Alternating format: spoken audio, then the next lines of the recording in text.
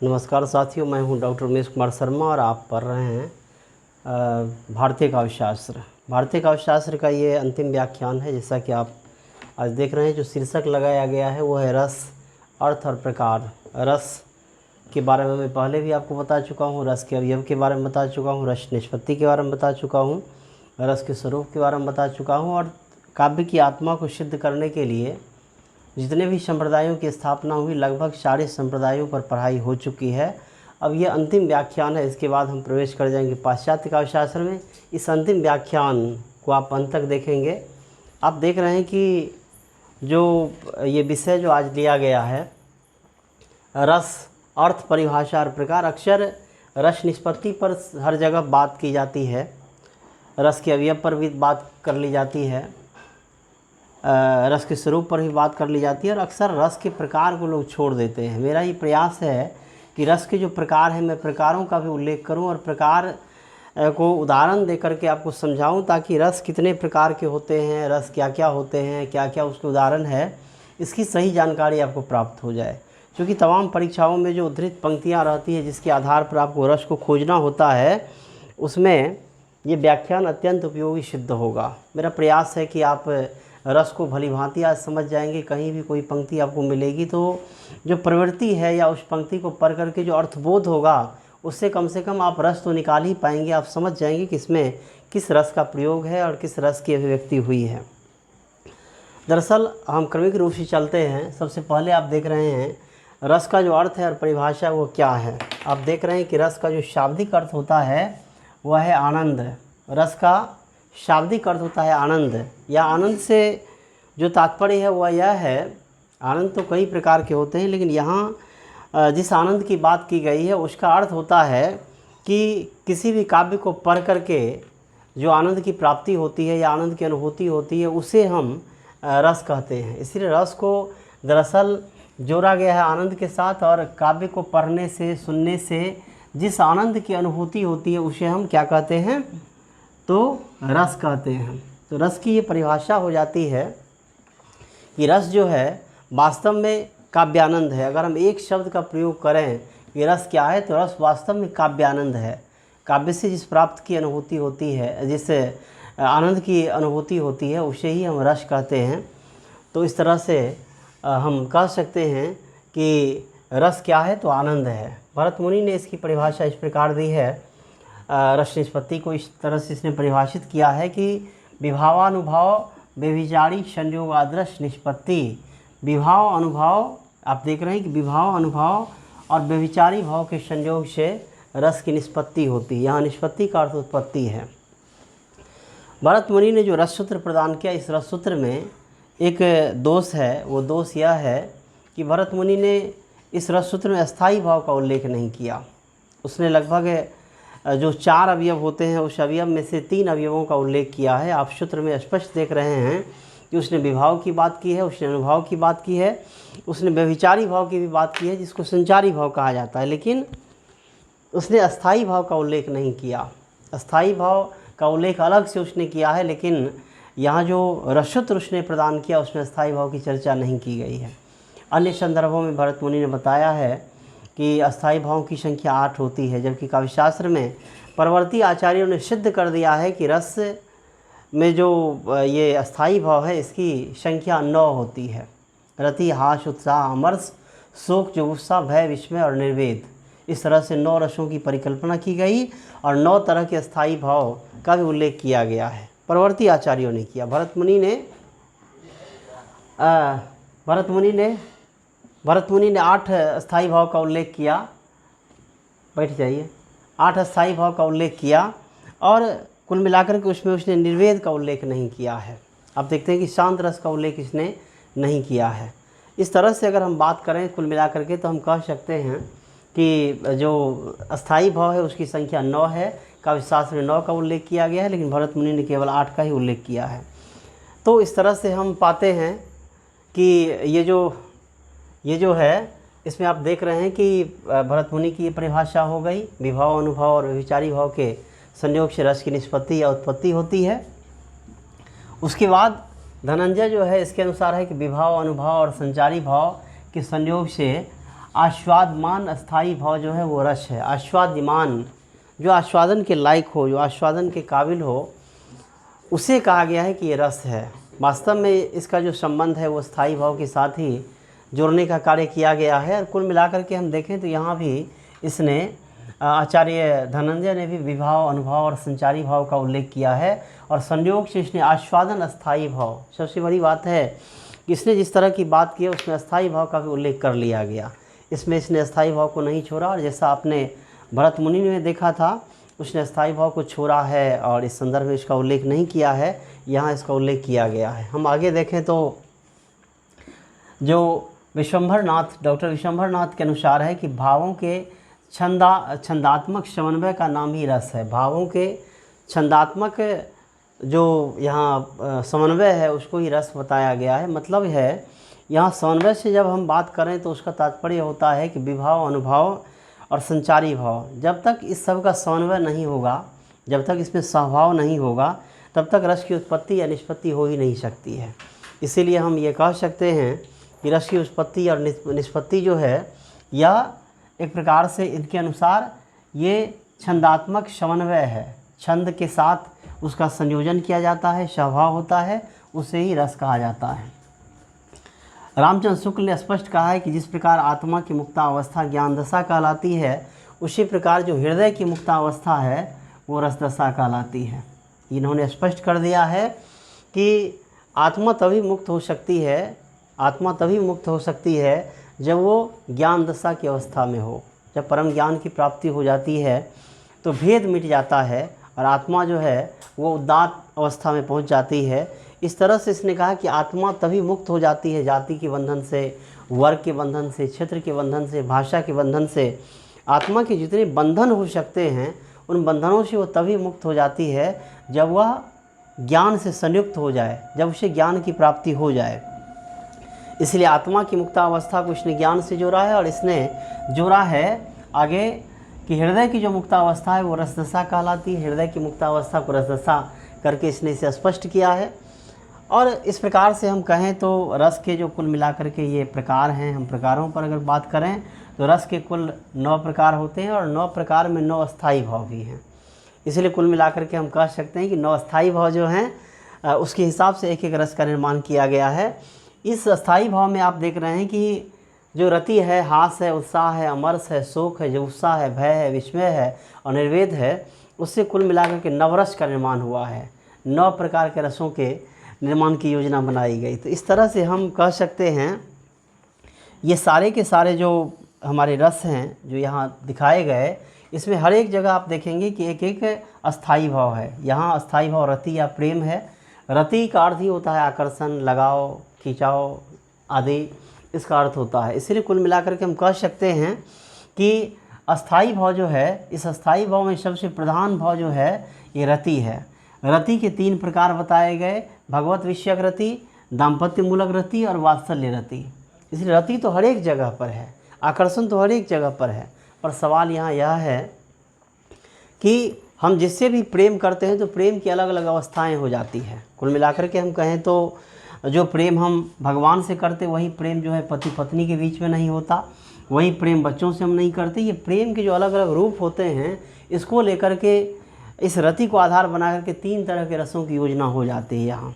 ये अलग सवाल है कि लोगों ने इसे केवल श्रृंगार रस के रूप में ही परिगणित किया है, लेकिन इसमें भक्ति रस का भी निर्माण होता है, दाम्पत्य मूलक रस मतलब मूल श्रृंगार का भी निर्माण होता है, और वात्सल्य रस का भी निर्माण हो जाता है। श्रृंगार रस के 2 रूप आप देख रहे हैं कि संयोग और वियोग है। श्रृंगार को रसराज कहा गया है, ये रसों का राजा है, और यही कारण है कि इसके 2 रूप बताए गए कि संयोग श्रृंगार है और वियोग श्रृंगार है। संयोग श्रृंगार में आप देख रहे हैं कि जो उदाहरण दिया गया है, संयोग वहाँ है जहाँ पर नायक और नायिका के मिलन का प्रसंग हो। जहाँ पर मिलन का प्रसंग होता है उसे हम संयोग कहते हैं। संयोग का जो यहाँ उदाहरण दिया गया है, हम देख रहे हैं कि बिहारी लाल की ये पंक्ति है, बतरस लालच लाल की मुरली धरी लुकाए, सौ करे भवनी हंसे दैन कहे नटी जाए। मतलब यह है कि राधा को कृष्ण से संवाद करने में अच्छा लग रहा था, यही कारण है कि बार बार वो कृष्ण से संवाद करना चाहती है, बात करना चाहती है, वो चाहती है कि नोक झोंक हो। इसीलिए राधा यहाँ करती क्या है कि वो मतलब बात का रस लेने के लिए, कृष्ण के संवाद का रस लेने के लिए उसी के लालच से लाल की जो मुरली है, मुरली मतलब बांसुरी है, उसे वो छिपा लेती है और बार बार कृष्ण उससे निवेदन करते हैं। बार बार वो नट जाती है, मतलब अस्वीकार कर डालती है और बार बार ये कोशिश करते हैं कि मुरली हमें प्राप्त हो जाए। इस तरह से यहाँ आप देखते हैं कि संयोग श्रृंगार है, यहाँ नोक झोंक है, राधा और कृष्ण का प्रसंग है। ये प्रसंग सर्वथा मिलन का है, इसीलिए इसे संयोग श्रृंगार के तहत रखा गया। उसके बाद वियोग श्रृंगार है। वियोग श्रृंगार वहाँ होता है जहाँ पर नायक और नायिका वियोग की अवस्था में हो। कोई भी नायक हो या नायिका हो, दोनों के बीच में वियोग के कुछ भी कारण हो। अगर दोनों अलग हो गया, अगर नायक प्रवास पर है या दोनों में विचरण हो गया, तो इस तरह से उसे हम कह सकते हैं कि वियोग श्रृंगार की योजना इसमें हो जाती है। इस तरह से वियोग श्रृंगार में आप देखेंगे कि उदाहरण जो दिया गया है कि निस दिन बरसत नैन हमारे, सदा रहत पावस ऋतु हम पे, जब ते श्याम सिधारे। सूरदास की ये पंक्ति है। सूरदास ने इसमें स्पष्ट कर दिया है कि जब से श्याम सिधारे हैं तब तक गोपिकाओं की जो स्थिति है, जो राधा की स्थिति है, जो नंद की स्थिति है, जो यशोदा की स्थिति है, वो ठीक उसी प्रकार की है। और यहाँ मूल रूप से ये गोपिकाएँ कहती है कि निस दिन बरसत नैन हमारे, सदा रहत पावस ऋतु हम पर। ये पावस ऋतु है, ये पावस ऋतु जहाँ हमेशा बादल आच्छादित होता है, जहाँ हमेशा बारिश होने की संभावना होती है। ये आंखें कभी भी बरस पड़ती है कृष्ण की स्मृति में, उसकी याद में। जब से कि शाम सिधार गए, सिधारना का एक अर्थ होता है ऊपर भी जाना, लेकिन यहाँ सिधारना का अर्थ है पलायन कर जाना। कृष्ण जब छोड़कर चले गए प्रवास पर, वृंदावन से गोकुल चले गए, मथुरा चले गए, तो आप देखेंगे कि गोपिकाओं में वियोग की अवस्था आ जाती है। इसीलिए इस तरह की पंक्ति में स्पष्ट हो जाता है कि जब से श्याम सिधारे हैं तब से क्या है कि हमेशा इनकी आंखें बरसती रहती है, हमेशा पावस ऋतु ही इस पर होता है। उसके आगे हम एक बात और लगे हाथ आपको बता दें कि वियोग श्रृंगार और करुण रस में कुछ लोग साम्यता को खोजते रहते हैं, पर दोनों में अंतर यह हो जाता है कि वियोग श्रृंगार में केवल नायक और नायिका अलग हो गए होते हैं, कारण चाहे जो भी रहा हो, वहाँ पर मिलन की संभावना रहती है। जैसे नागवती वियोग खंड को पढ़ेंगे तो उसमें मिलन की संभावना शेष है और बाद में मिलन तो हो भी जाता है। ये नागवती मिल भी जाती है रत्नसेन के साथ, लेकिन करुण रस में होता है कि जहाँ पर नायक या नायिका की मृत्यु हो जाती है, जहाँ पर मिलन की सारी संभावनाएं नष्ट हो जाती है, वहाँ पर करुण का निर्माण हो जाता है। इसलिए वियोग श्रृंगार और करुण को एक न समझा जाए, दोनों में ये मूलभूत अंतर है। हास्य रस है। हास्य रस में आप देखेंगे कि हास्य स्थायी भाव है। यहाँ जो पंक्ति ली गई है कि तंबूरा ले मंच पर बैठे प्रेम प्रताप, साज मिले 15 मिनट, घंटा भर आलाप। और आगे है कि घंटा भर आलाप, राग में मारा गोता, और तब तक खिसक चुके थे सारे श्रोता। ये हास्य रस के कवि है हाथ रसी जी, और इसने इस तरह से रस का निर्माण किया है। इसमें हास्य है कि किस प्रकार से जो गीत गाने वाले गायक है वो किस प्रकार से राग इस तरह से आलापते हैं मंच पर बैठ करके तंबूरा लेकर के, कि साझी मिलाते हैं 15 मिनट तक, घंटे भर आलाप देते हैं। ये गीत कब गाएंगे इसका कुछ पता ही नहीं चलता है, और इसी कारण सारे के सारे जो श्रोता होते हैं वो पलायन कर जाते हैं, भाग जाते हैं। ये हास्यास्पद प्रसंग है और इसमें हास्य रस का निर्माण हुआ है। आगे है करुण रस में आप देखेंगे कि नायक और नायिका में से किसी की मृत्यु हो चुकी होती है। यहाँ शोक का स्थायी भाव है। शोक विकल रोवही शवरानी, रूपशील बल तेज बखानी, करही बिलाप अनेक प्रकारा, परही भूमि तल बारही बारा। तुलसीदास की पंक्ति है। यहाँ पर राजा दशरथ के मरण के पश्चात जो रानियाँ थी, जो 3 रानियाँ थी, उन रानियों की जो स्थिति हुई है, जो दशा हुई है, उस दशा का यहाँ वर्णन किया है कवि ने। और यहाँ पर करुण रस है, क्योंकि मैंने बताया पहले कि करुण रस की स्थापना वहाँ होती है जहाँ पर मिलन की सारी संभावनाएं नष्ट हो चुकी होती है। इसे हम वियोग श्रृंगार की सीमा में नहीं रख सकते हैं। यहाँ पर मिलन की कोई संभावना शेष नहीं है। राजा कहीं पलायन नहीं कर गए, कहीं प्रवास पर नहीं है, बल्कि वो स्वर्ग सिधार गए हैं। इसीलिए रानी की अवस्था हुई है कि शोक विकल रो वही सब रानी, सारी रानियाँ शोक से व्याकुल होकर के रो रही है। रूपशील बल तेज बखानी, अब उसके रूप का, उसके सील का, उसके बल का, उसके तेज का बखान कर रही है और उसी को करके वो विलाप कर रही है अनेक प्रकार से, और बार बार भूमि पर वो गिर जाती है पछाड़ खा करके, मूर्छित होकर के। और कवि ने इसका बेहद मार्मिक वर्णन किया है रामचरितमानस में। इसलिए यहाँ पर वियोग श्रृंगार की जगह आप देख रहे हैं कि करुण रस है। आगे आप देखेंगे वीर रस, जिसका स्थायी भाव उत्साह होता है। वीर रस में उत्साह स्थायी भाव है। और आप देखेंगे कि पंक्ति जो है, वीर तुम बढ़े चलो, धीर तुम बढ़े चलो, सामने पहाड़ हो या सिंह की दहाड़ हो। उत्साह जब तक नहीं हो तब तक वीरता की कोई संभावना ही नहीं होती है। उत्साह ही इसका स्थायी भाव है। इसीलिए जहाँ पर वीरता का प्रसंग होगा, जैसे भूषण की एक पंक्ति लेंगे कि इंद्र जिमि जम्ब पर, बारव शंभ पर, रावण सदम पर रघुकुल राज है, तो क्या है वहाँ? उत्साह है, जोश है, मरने मारने का एक प्रकार से कहें तो उत्साह है नायक के भीतर में। तो इस तरह के उत्साह की जहाँ योजना होती है, जहाँ पर यह स्थायी भाव हो जाता है, वहाँ पर वीर रस है। इसीलिए पंक्ति सर्वथा सटीक यहाँ दिखाई पड़ती है। रौद्र रस क्रोध से निष्पन्न होता है। क्रोध इसका स्थायी भाव, इससे रौद्र रस का निर्माण होता है। इससे क्रोध इसका आधार है। श्री कृष्ण के वचन सुन अर्जुन क्षोभ से जलने लगे, सब सील अपना भूल कर करतल युगल मलने लगे। जब लौट कर आए थे कृष्ण, जब ये शांति दूत बनकर गए थे दुर्योधन के दरबार में, और दुर्योधन ने इसकी बात नहीं मानी, आखिरकार हताश निराश लौट आए कृष्ण। जब कृष्ण के साथ संवाद होता है अर्जुन का, और जब वो सारी बात बताते हैं, तो अर्जुन आखिरकार क्रोध से लाल हो जाते हैं। क्रोध से उसकी ये स्थिति होती है जिसका वर्णन यहाँ किया गया है। क्रोध की अभिव्यक्ति यहाँ है कि श्री कृष्ण के वचन सुन अर्जुन क्षोभ से जलने लगे, सब सील अपना भूल कर कलतल युगल मरने लगे। अपनी दोनों हथेलियों को मलने लगते हैं क्रोध से। ये उसके भीतर में युद्ध का जो भाव है वो भर जाता है। और इस तरह से हम कह सकते हैं कि इसमें रौद्र रस की अभिव्यक्ति हुई है। उसके बाद है भयानक रस, जहाँ पर भय का उत्पादन हो, जहाँ पर भय स्थायी भाव हो, वहाँ पर भय का उत्पादन हो जाता है। उधर गरजती सिंधु लहरियाँ, कुटिल काल के जालों सी, चली आ रही फेन उगलती, फन फैलाए ब्यालों सी। तो आप देखेंगे यहाँ जो वर्णन है, इस वर्णन में स्पष्ट हो जाता है कि यहाँ पर कवि ने जो वर्णन किया वो भयानक रस का है, कि किस प्रकार से सिंधु की लहरें जो है इस तरह से भयभीत कर रही है। वो कठोर काल के समान जो है वो आ रही है, और किस प्रकार से फेन उगलती हुई, फन फैलाई हुई वो आ रही है। इस तरह से सिंधु का जो रौद्र रूप है, सिंधु जो भय को उत्पादित कर रही है, उसका वर्णन कवि ने इस रूप में किया है। इस तरह से हम कहें तो यहाँ पर भयानक रस की उत्पत्ति हुई है। उसके बाद है विभत्स रस। विभत्स में आप देखेंगे कि जुगुप्सा और घृणा है, अस्थाई भाव।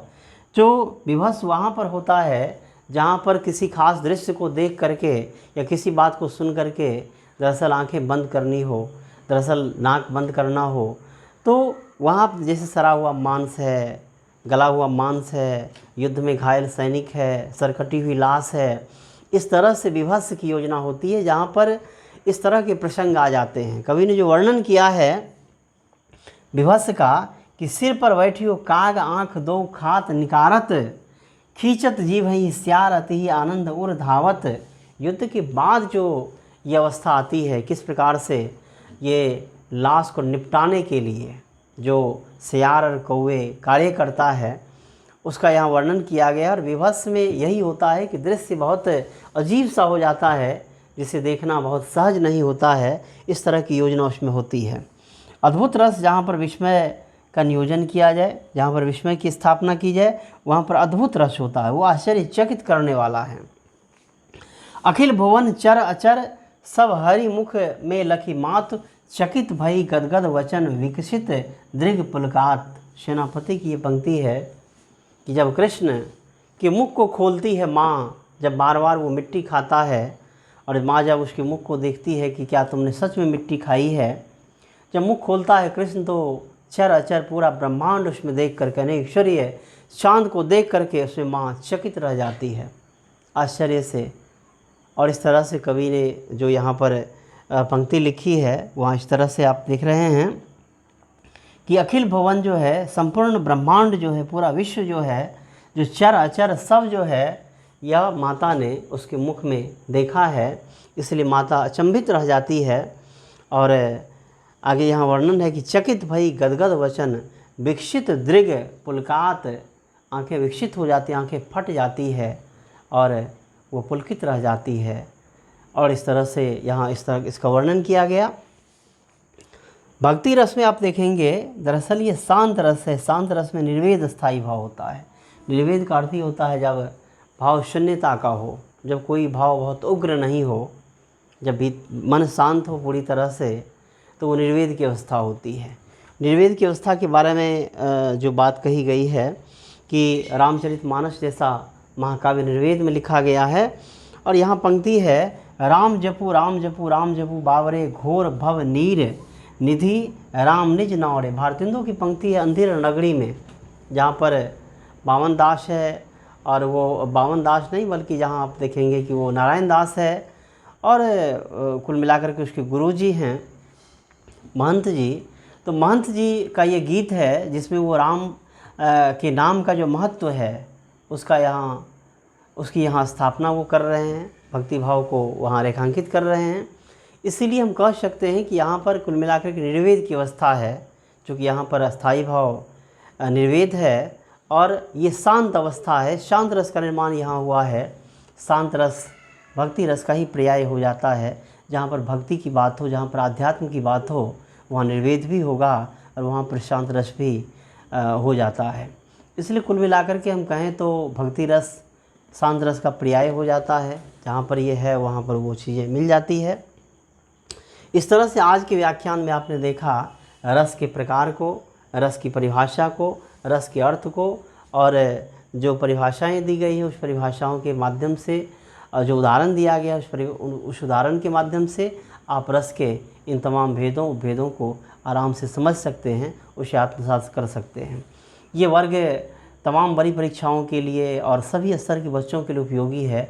चाहे आप बीए में पढ़ रहे हों, एमए में पढ़ रहे हों, चाहे आप नेट की तैयारी करें, बीपीएससी की करें, यूपीएससी की करें, या किसी भी कंपटीशन की तैयारी आप कर रहे हों, आप सभी के लिए व्याख्यान उपयोगी है। और भारतीय काव्यशास्त्र का यह लगभग अंतिम व्याख्यान था।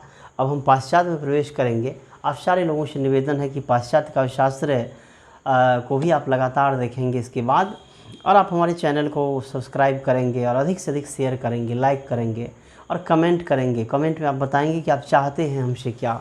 हम आपकी अपेक्षाओं पर खड़े उतरने की कोशिश करेंगे। फिर मिलेंगे।